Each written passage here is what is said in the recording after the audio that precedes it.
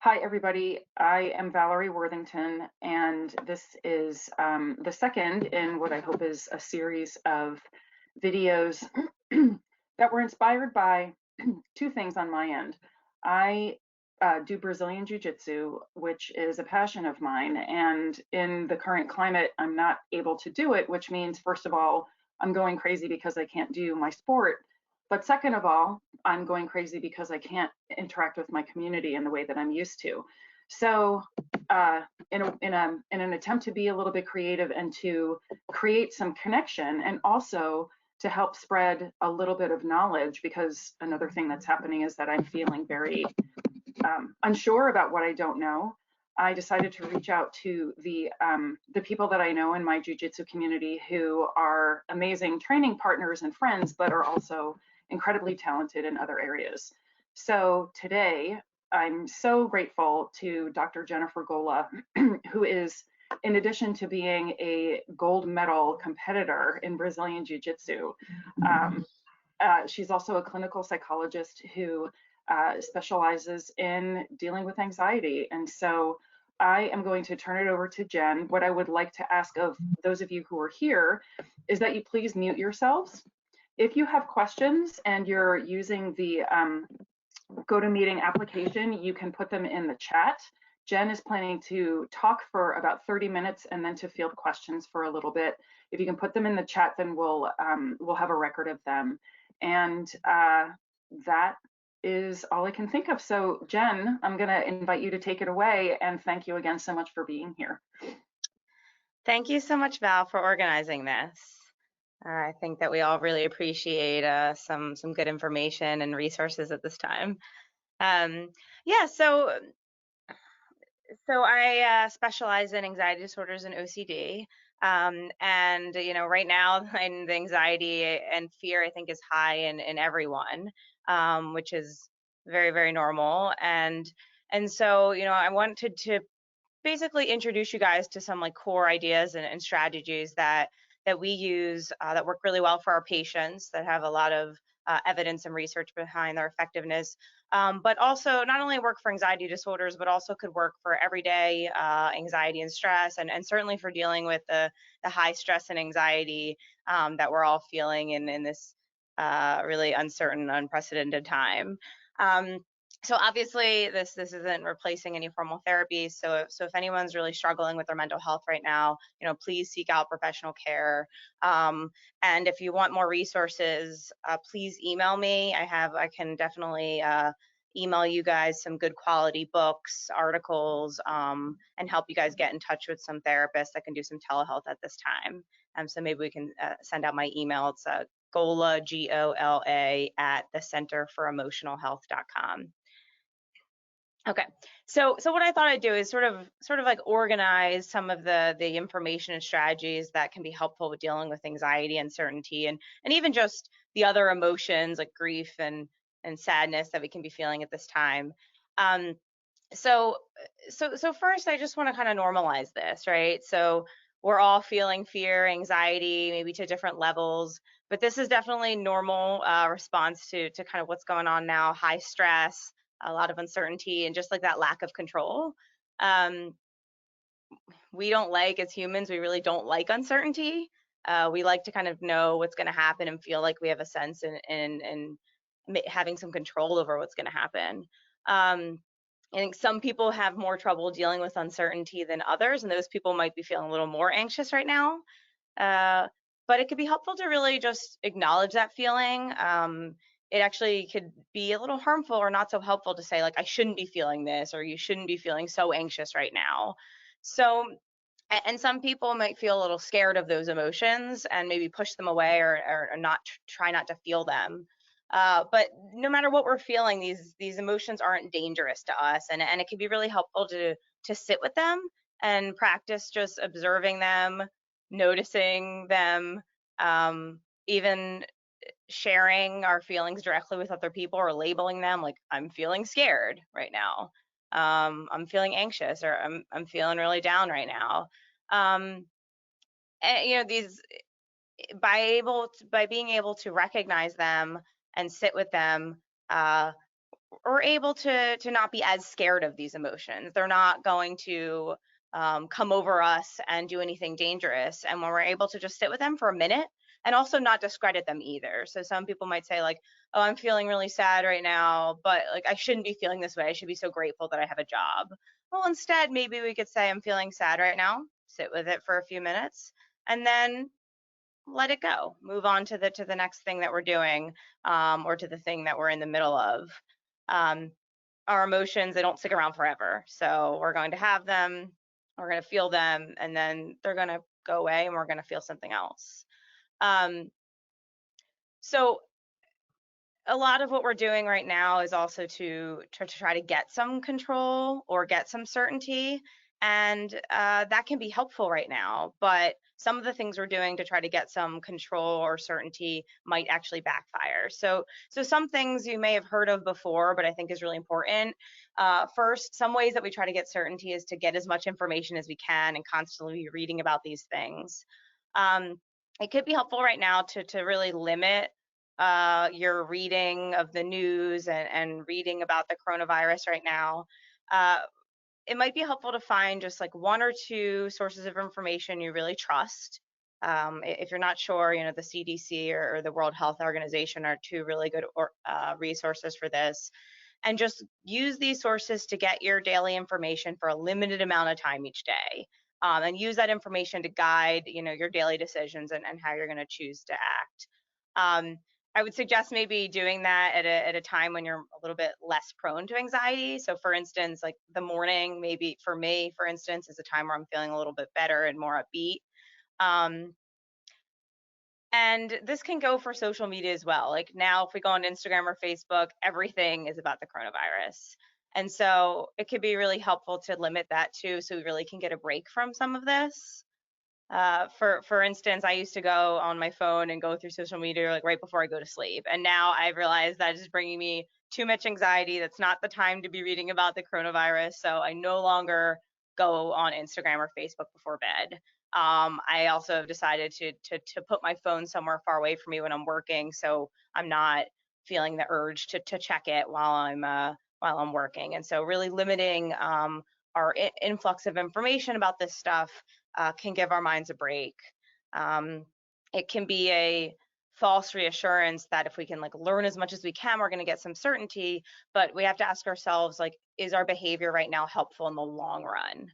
Or maybe is it keeping up our anxiety a little too much because we're constantly bombarded?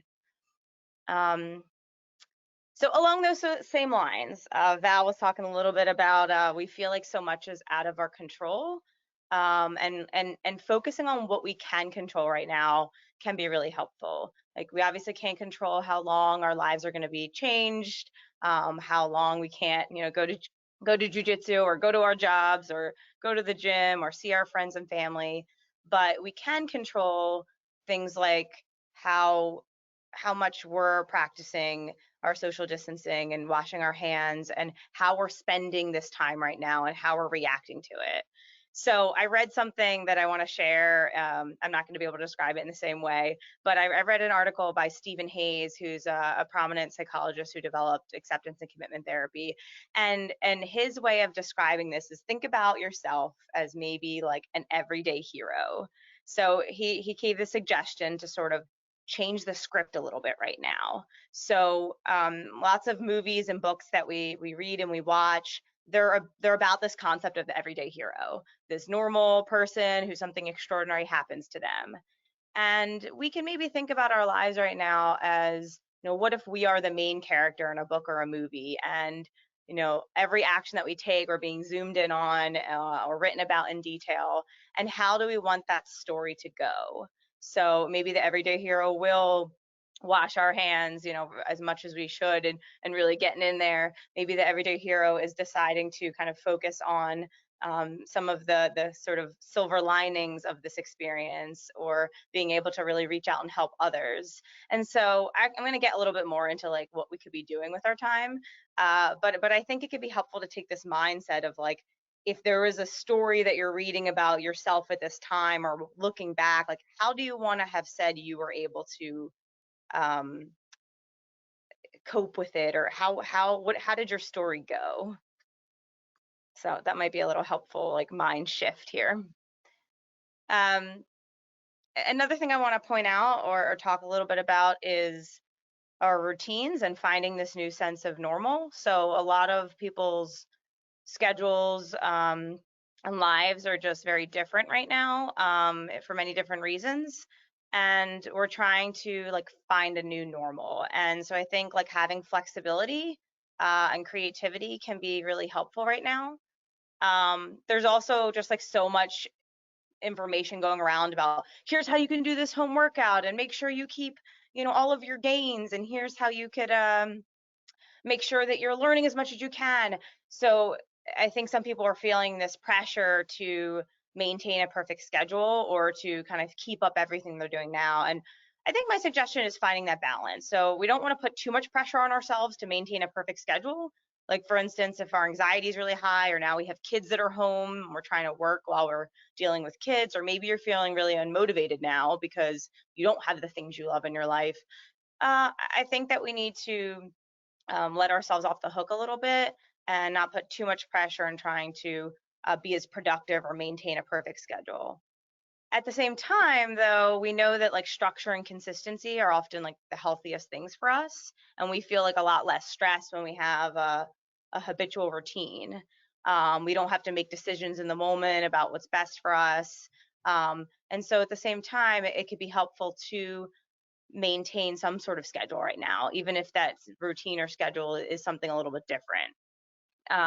Like for instance, we're my fiance and I we're making sure we go. He's really helping me because I'm a night owl. Go to bed and wake up at the same time every day. So it's a little bit different than my normal schedule, but going to bed at 12 and waking up at 8 every day.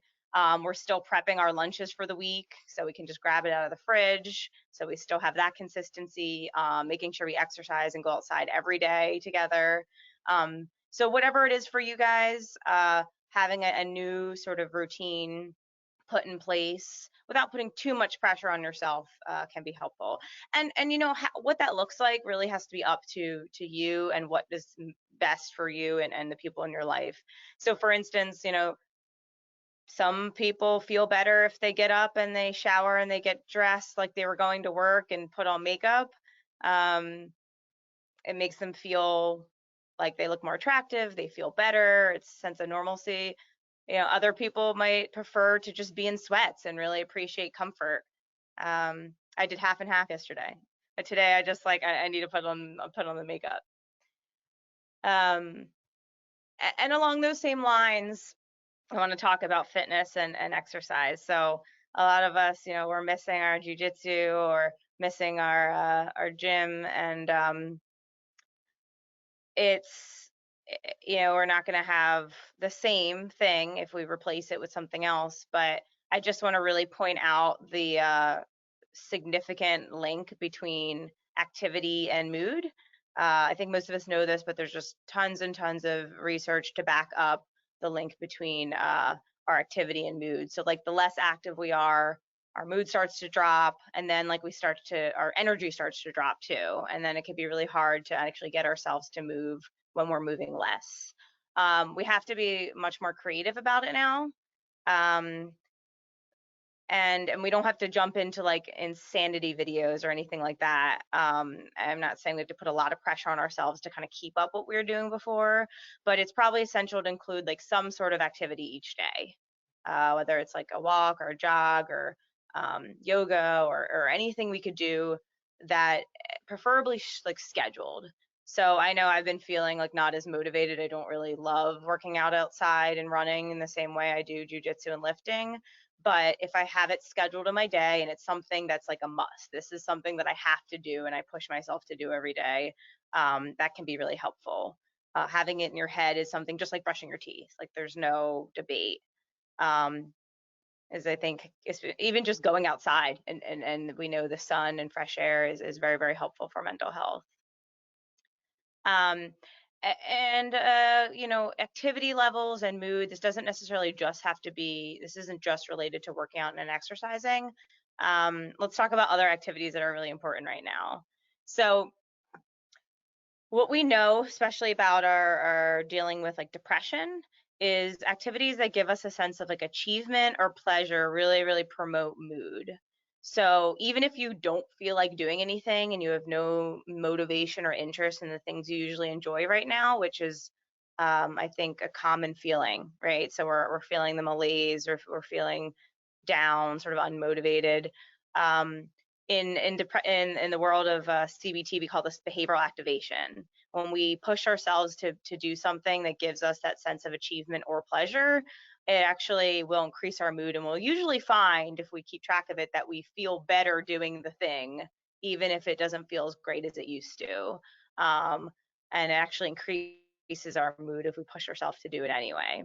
So let's talk about what those things are. So like a sense of achievement, right? So this could be, cleaning out our closet or getting some work done, or even like a small task on your to-do list, like something really silly, like an email you've been meaning to send, can really give you that sense of achievement. And we know is like directly linked to mood. Um, Relaxation. So, the things you do to relax, whether it's like watch TV or take a bath, or self-soothing activities are really important. So, same thing, like listening to music, progressive muscle relaxation, where we tense and then relax each muscle group. I can send you some information on that if you're interested. Reading a book, and then like fun, right? So, things that really are fun for us. And that might be different now. So it might be like playing a card game or playing video games, something that really increases our sense of fun or pleasure. But then especially the social, right? So socializing right now, again, is important for everyone. So we know in particular there's a huge, huge link between isolation and depression and anxiety. And so, when we have adequate social support, we can really prevent significant anxiety or depression symptoms. And right now, as Val was mentioning, like, we're very limited in that. And so I think that's what's like the huge double whammy about the situation we're in, is that we can't cope with our anxiety or depression feelings or grief feelings in the way we typically do, right? So we need to be creative right now in finding other things. And being able to be innovative or creative might be a really, really important thing to be flexible and kind of focus on right now. So luckily we have technology, right? So we have video chats, we have Netflix parties, right, where you can join and watch the same thing at the same time. Couple of us jujitsu girls watched Ferris Bueller's Day Off, first time watching it the other night. Um, so this is like really, really important to make sure we're prioritizing for everyone. I've been telling some of my patients who like kind of just don't really feel like talking to their friends, or sometimes when they do, it's just text, or maybe their friends are busy at the time they reach out. I've been talking to them about really planning it. So going back to the routine, like finding some regular like social hangouts or plans right now, um, really can boost mood, decrease isolation. And again, we can't get out of it by saying like, well, I don't really feel like calling them right now, I feel too down or too anxious, because it's already planned. So it kind of forces us to do some of those things. um, and some of us live with other people that we have to socialize with, and that's great, if the relationship's great, obviously. So just along the same lines, it might be helpful to plan or make time for some like really meaningful connections with the people we live with or the people we're quarantined with right now. Dropping our phones and just doing something together that you can really be engaged in, whether it's just sitting and having dinner and talking, or playing a board game or card game, or um, just kind of cuddling. Uh, Anything that really can be meaningful. And again, focusing on that one thing at a time. I feel like maybe I'm all over the place, but something that just came to my mind again is I think a lot of us are like doing two things at once, especially like on our phones while we're like watching TV, and and it might be helpful just to kind of focus in. Um, just kind of one more note about like activities. Um, in the world of therapy and mental health, and acceptance and commitment therapy, we talk a lot about values. So values are the things that give our lives meaning and purpose, things that are intrinsically motivating and rewarding to us, even if we're feeling anxious or down. And right now we can't access a lot of those things that give our lives meaning. So what I've been really stressing and talking about is like finding value-based activities to do now, um, that we can still have access to or have to replace some of our old things. And so some examples of values, for instance, are, I value being like a loving partner, or I value fitness, I value like creativity, I value a lot of fun. And so when we're going through our day and choosing how we want to live it, it can be helpful to think about like, what is guiding my action right now? Am I doing this thing from based on anxiety? Is my anxiety driving me to do this, or is this something driven by my own values? Um, so when we think about that, kind of imagine if you're really caught up in anxiety or sadness or some of this other stuff. Imagine like what would you be doing in your life if you weren't so busy trying to control or avoid something painful like anxiety, or something painful like fear or depression? What would you be doing? And that might be a good question. What would make a good life right now, even during these restricted times? And that might be a really good way to make these decisions. Um, so, for instance, I used to play the guitar. I haven't played in a long time because I'm too busy. Um, I love art, but I never have enough time to do it. So I'm trying to really think about like, what can I do with my time right now? Not that I have that much extra time, but a little bit of extra time, that really helps me. Like art is very therapeutic to me. Playing the guitar, that really can help me. Spending time with my fiance, and being able to appreciate the extra time with him, being able to work out with him, are these like value-based activities. Um, the Dr. Jonathan Kaplan. He's a director of Soho CBT and Mindfulness Center, very well-renowned psychologist in the world of ACT and mindfulness. He spoke a little bit about some key values right now that might be important to practice, might be really helpful to practice in this time. So one of them is compassion, right? So having compassion for the people that are like affected right now by the virus. What does that compassion lead in terms of what we're doing? Sometimes helping other people or reaching out to other people, even when we're struggling, can make ourselves feel better. And so it's not all about us, but like if we can make ourselves feel better and other people, that might be great. Gratitude, right, might be a really wonderful compassion to value to really focus on right now. So can we practice gratitude or really do things in the line or in line with gratitude right now towards the people that are helping, healthcare workers, people like grocery store clerks who are dealing with tons of people day in and day out. Gratitude towards our family and friends. um, he also mentioned interconnectedness, so this feeling that we're all in this together can be very helpful. We're not alone. We're all struggling with this. And then he talked about creativity. So right, we all have to be very creative because we have to find like very innovative solutions to working from home, to exercising. Right, I've been exercising with my bowling ball as a weight. Um, and then finally, like, can we focus on like the silver lining here? So most of our lives are very busy and stressful, and perhaps the silver lining here that we can we focus on any good that comes out of this, besides the fact the environment is maybe improving a little bit.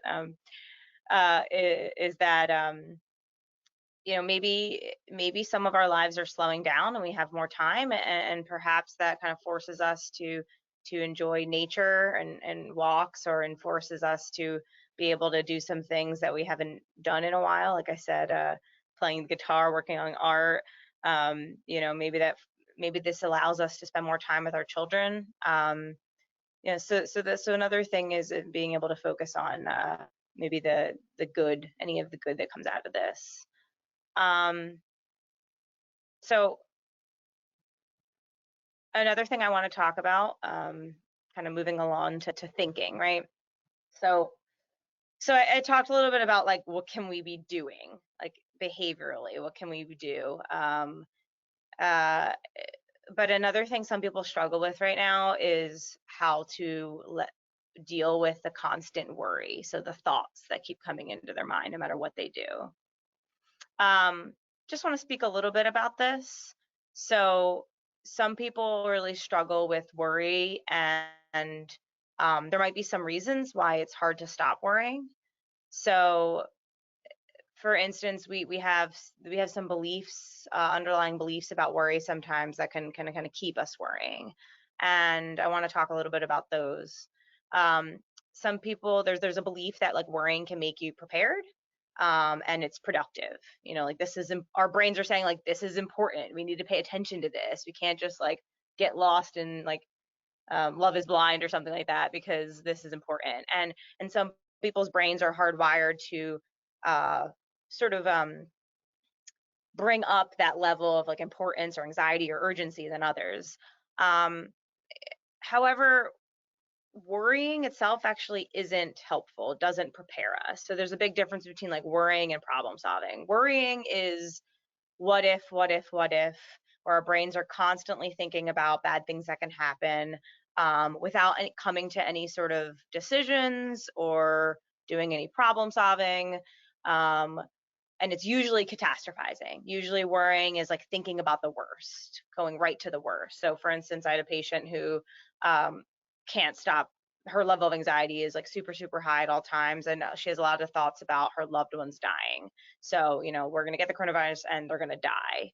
Right. And while it's possible, sometimes our minds like focus on or blow up or catastrophize um, how likely these things are. So it kind of overreacts. So if we can kind of focus on reframing this or recognizing, you know, what might be a little bit more realistic, that can be helpful.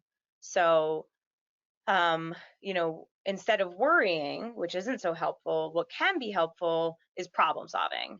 So problem solving really is being able to focus on like a real problem. So first we can ask ourselves like, is this a problem that's happening right now?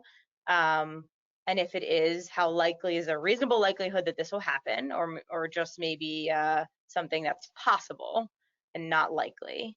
And then if it is something that is possible, is very likely, and something that's happening now, then we can sort of take steps to solve that problem. So for instance, instead of like, what am I going to do if I get sick? Worry, worry, worry. We can think about like, okay, so if I get sick, how would I like get my groceries? And if it's likely that we'd get sick, right? We can think through like what are the different possibilities, kind of run through all the different possibilities in our mind, come up with like a couple, one to three that really can work best, and then you know think about the pros and cons of that one to make a decision. And that might not be something that we need to do unless it's an actual problem, right? Maybe we don't have to problem solve how we would get our groceries until we're sick, or maybe that's something that we need to kind of think about ahead of time. Um, but but again, emphasizing the difference between like worry and something that's actually productive, like problem solving. Um, there's also a belief that worrying means you care about people. So if you're not worrying, you don't care, which is another myth about worry. You know, instead, we can show people that we care by talking with them on the phone, or you know, really being present while we're doing things with them, giving them our attention, offering to help them in certain ways. Um, and really, you know, working on the catastrophizing can be another helpful way with dealing with this worry. So, like I said, instead of like my loved ones are going to die, something like um, you know, this is going to be, you know, it's although it might be likely that everyone can get the coronavirus, the chances of dying are low, or the chances of surviving are really high. You know, really focusing on like the positive or the high chance rather than really zeroing in on that small chance here. Or um, you know, not that how am I going to get through this? Something like reframing, like this is going to be difficult, but we can handle this, right? So we're not minimizing how difficult this is, but also recognizing that, like, you know, some people that we our ancestors and some people that we know like have been through wars and been things that are really, really difficult. And not that it's going to be pleasant, it's going to stink, but like I can get through this. We can get through this. Focusing on the kind of here and now instead of really thinking too far into the future, which I think can make anyone lose their mind if they think about the possibility of living this kind of lifestyle for a while. So I'm just kind of looking at the time, but I just want to say maybe like one or two things, and then we can open up for questions. So finally, in terms of thought processes in this, one last point is it helps to say that this is a temporary state, right? So this can feel a little scary right now, but even saying this out loud, this is temporary. Using certain phrases or words or things that we can say to ourselves or say out loud that can help us see this as something that is temporary, something that we can handle, and that like we're going to be going back to our old routines and patterns. We may be losing a lot of things we care about temporarily, but we also may be gaining some things here. So maybe we can make some meaning out of this experience. And being able to have some meaning in our lives right now is really, really important. And finally, really challenging yourself to stay in the present. So worry brings us to the future. So not only are we like dealing with like, for instance, how are we going to work from home in the best way, but if we're worrying, we're in the present dealing with some challenges. We're also in like the future. And so it could be helpful to challenge yourself to really bring your mind back to what's going on right now. So this is like a mindfulness practice that can be helpful is sort of grounding yourself, recognizing when your mind's in the future, gently kind of bringing yourself back to the present moment. And maybe you can anchor on really pay attention to what are like 5 things I can see right now. What is something I could smell right now? What is 3 things I can touch right now? And then engaging in something that is pleasurable or something that's really giving you that sense of achievement. So your mind is going to do that. It's going to wander. That's its job. And if we can just kind of gently bring it back to the present moment, that could be really, really helpful for us right now during this time. I have like tons of resources that can dive into this stuff a lot more. This is a very quick overview of some things that could be helpful, but please email me if you guys want some more resources. Dr. Russ Harris, he's the author of The Happiness Trap, this very, very helpful book in acceptance commitment therapy. He actually came up with like a really great acronym called Face COVID. And this acronym is like practical steps to respond to the coronavirus crisis. It's really great. If I had time, I'd go over it, but it's pretty much a lot of this stuff. It's all based in acceptance and commitment therapy, but it's this idea of like focusing on what's your control, acknowledging your thoughts and feelings, coming back to the present moment, engaging in value-based action, things like that. So I can send you that like really cool acronym and what that means, and a lot of other good resources right now that kind of talks about a lot of these things in depth. So yeah, I just talked about a lot of things for a while, so I hope that wasn't too overwhelming or too fast, but please let me know what questions you guys have. Jen, I think that was great. Thank you so much. And I just feel better having listened to you. So I know you gave us a lot of skills and things. But what I wanted to say is, if it's okay with you, you and I can touch base after we're done here, and then I'm planning to post the link to the recording. So when I do that, I can also post some of the resources that you have, so that we can. Yeah. So, and I have questions, but I'm happy to defer to anybody who's here who might have a question for Jen.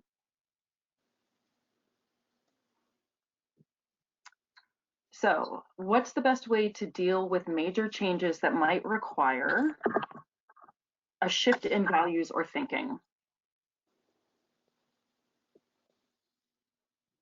Major changes that deal with shift in values. So can you explain that a little bit more?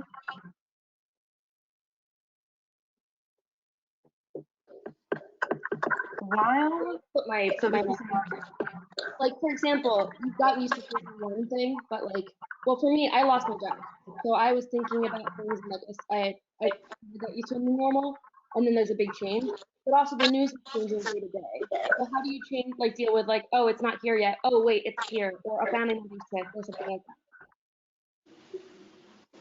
So I have a little trouble hearing you, Tova, but what I think you're asking is like, you know, when your life shifts so much, changes so much, like you had mentioned, like you were working and now you're not, how do you, you know, okay, for example, family gets sick or you lose your job, right? So I think those might be two different things. Like a family member gets sick, you know, there might be some different things we're focusing on than if you lose your job. But I think the same, going back to values, I think the same thing applies is like, no matter what you're doing in your life, your values stay the same. So maybe going back to like learning what your values are might be a good like starting place. If you feel like I don't even know what I'm doing right now or what to focus on because my life is so different, like I suddenly don't have a job or, you know, somebody in my family's sick and I'm not sure what I should be doing right now. I think learning what your values are and really understanding them can be a helpful starting place. And maybe I'll send some worksheets that could be helpful for that too, because we don't all know what our values are. This is something that I like work with people on in therapy a lot to really understand them. So once we understand like what is really important to us, and they can be different in each area. Like we can have values for being a partner, values for being a worker, you know, values for our health and fitness. But when we know what our values are, then we can maybe make decisions about what to do with our lives so that we're still living in line with our values. So for example, like I'm just going to use fitness because it's so easy for me to use. Like I value fitness and health a lot. And right now, like I can't lift and I can't do jujitsu and I miss those things so much. And I feel like I've lost my sense of like looking forward to things each day. And a lot of you guys know what that's like. So like, but I'm thinking like, what do I value about fitness? You know, it's not that I value jujitsu, but that's not my value. Like what about jujitsu or lifting do I value? And you know, what that is like, I value fitness and health. I value having a healthy body. I value being able to move and have fun. I value the socializing piece of it. I value being strong. And so once I know that, then I can replace it with other things. Like what else can I do right now that gives me that socializing, that gives me the feeling like my body can be healthy. And so I think that's what I'm saying is like if we can go back to your values, you might be able to kind of figure out what you could be doing right now that still gives you that sense of value. For instance, like what do you get from working right now? Like that, probably that sense of achievement, probably that sense of like using your brain. What can you do right now to replace that can give you that sense of value, that sense of achievement? So that's a long answer, but I hope that's helpful. Jen, do you mind if I add in like a follow up to that maybe you can speak to regarding Tova's question? Yeah, go ahead.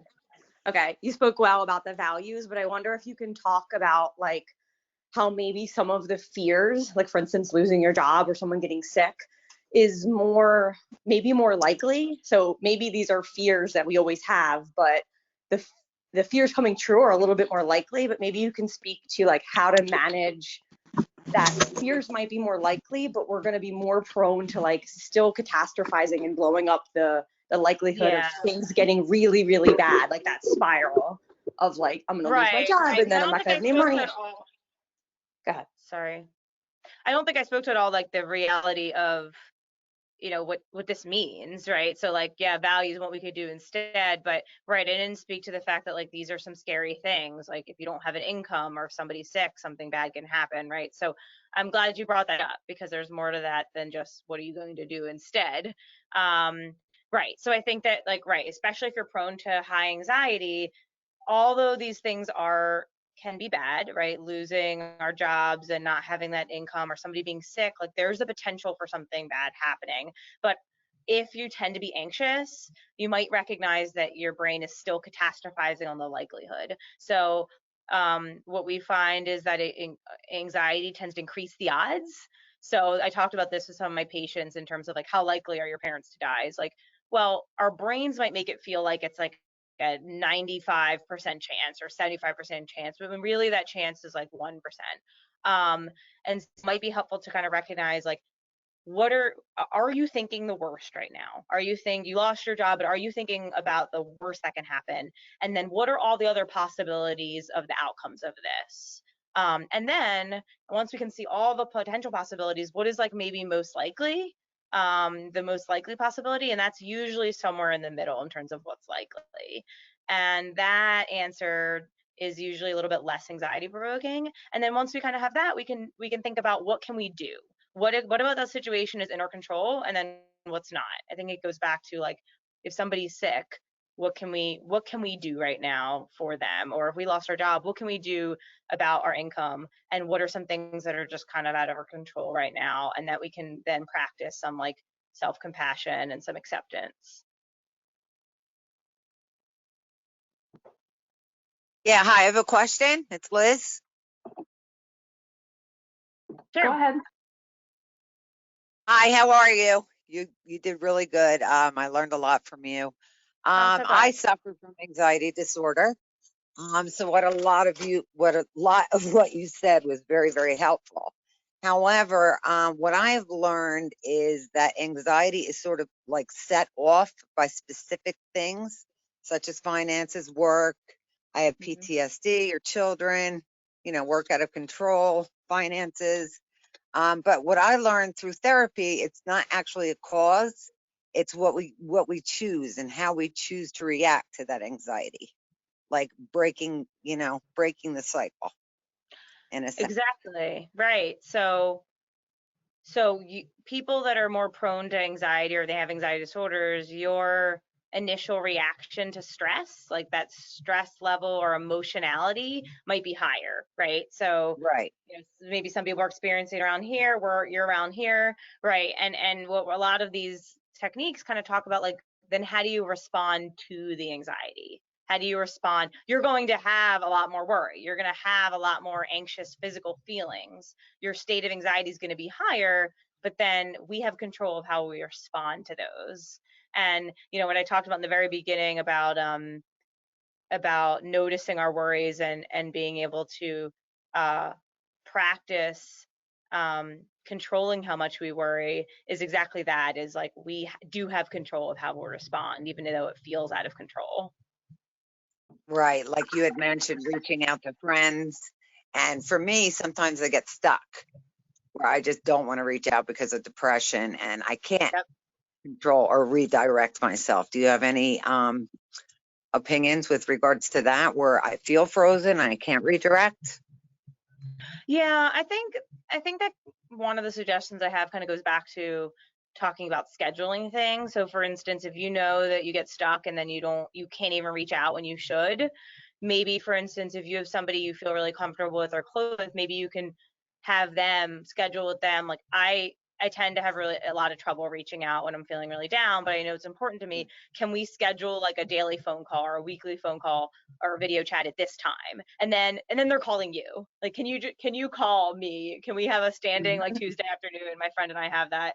And then she just calls me. And sometimes I don't feel like talking, and then I'm really glad she called because it really improves my mood. Yeah, that's great. Thank you. That's a little thing, but maybe something that Yeah. can help. That's a big thing. That is a big thing. One of the things that occurs to me is, and please correct me if I'm wrong, but for some of us, we're entering new territory here in terms of trying out some of these skills. And the way I think about it is that it's like strengthening any muscle, right? So you're going to be, if I don't use these skills, then I'm not going to be as strong at them to start. And then the more I practice, the more I kind of require myself or inspire myself to do these things, the stronger that muscle becomes. Do you think that's true? Oh, 100%. I love that analogy, and I find it very helpful. Like, a lot of these things are hard to do, but right, especially for people that, we're talking to a group that a lot of people do jiu-jitsu or in the fitness world, is, we can relate it to that. Like, anything we start off with, whether it's learning an instrument or lifting, like, it's going to be really hard. And the more we practice it, the better we get at it. And this is very true for these skills. So the point is, if we don't get it perfect, quote unquote, the first time, then we need to trust that we're making progress, and that it'll get easier and better. So thank you. There's another question here, and why don't we make this the last question, so that we can be cognizant of people's time. But what is your advice for how to handle your children's anxiety if you have children at home? That's a very good question. So there's probably tons I can say about this, but I think the first few things that come to mind are, first, like, we're modeling to them all the time, of course. So if we can practice some of these things and model that to them, that could be really helpful. So for instance, we do want to kind of manage our own anxiety. If we're obviously very anxious and scared, I mean, our kids are really going to pick up on that. So if we can sort of learn to kind of control our own anxiety and modulate it, that can be really helpful. But also, like, even like talk out loud about some of the things that are reassuring. So sometimes we find things really helpful, but we just kind of take note of it. If we even like speak out loud about some of those things, even if it's not directly in a conversation to our kids, that could be helpful. So for example, I'm trying to think of a good one, but like, for example, like, oh, this is really nice to be able to sit down for dinner, or, I'm finding that, I'm finding that it's really helpful to think about the things I can't wait to do this summer when we go on vacation, or this fall. Secondly, being really open and honest with our kids about what's going on in like an age appropriate way. So, we can, the same thing we're doing with our own brains, we can help speak out loud with our kids about these things. So for example, yes, it's really difficult not being able to see your friends right now. And I know you really want, validate their emotions. I know you really want to be able to like go back to sports. And, we can, we're going to be able to play outside and with our family right now, or we have let's see if we can make some like fun special dinners since we have a little bit more time, and we can get through this. So I think what we're trying to do is like validate their emotions and also hear their concerns. Like, we don't want to jump to conclusions about what they might be worried about. So kids aren't going to like directly tell you like, I'm worried because, or I'm scared, right? Like, a lot of adults can't do that. So we can pick up on those signs if they're more irritable, if they're like more withdrawn or sad, if they're like complaining their stomach hurts, and really explore with them maybe their thoughts instead of jumping to conclusions about the kinds of things they're thinking about this. Really giving them space to be able to talk about their fears, about what they've heard. They're getting lots of information from their peers in the news too, and maybe that information is wrong. So really taking the space to talk with them, like, what are you thinking about this? What do you know? Is there anything that you're worried about or scared of? And then once we really know what they're thinking, then I think we can probably address it with like correct information that's like accurate, but like reassuring, and age appropriate. I think I can probably go on and on about like things that we could do, but really having some like activities also could be probably helpful for them.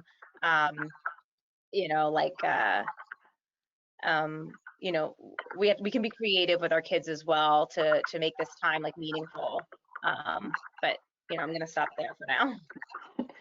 That is great, Jen. I know you could talk for hours, and I could listen to you for a lot longer, but I am going to say thank you very much, so much, for agreeing to chat with us and to share your expertise. And like I mentioned, I'll circle back with you to get a set of resources from you that I can post with the link to the recording of this session.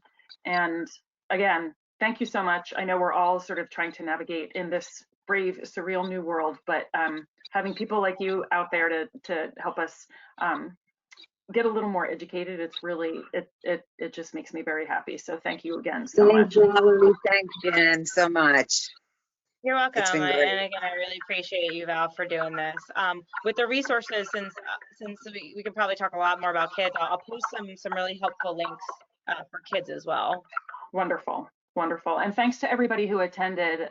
Really, really appreciate that too. And everybody go forth and be well. And as Jen said, have compassion for each other. Thank you. Yeah, thank you guys. Okay, bye-bye. Thanks. You well. Bye-bye. Have a wonderful day. Welcome.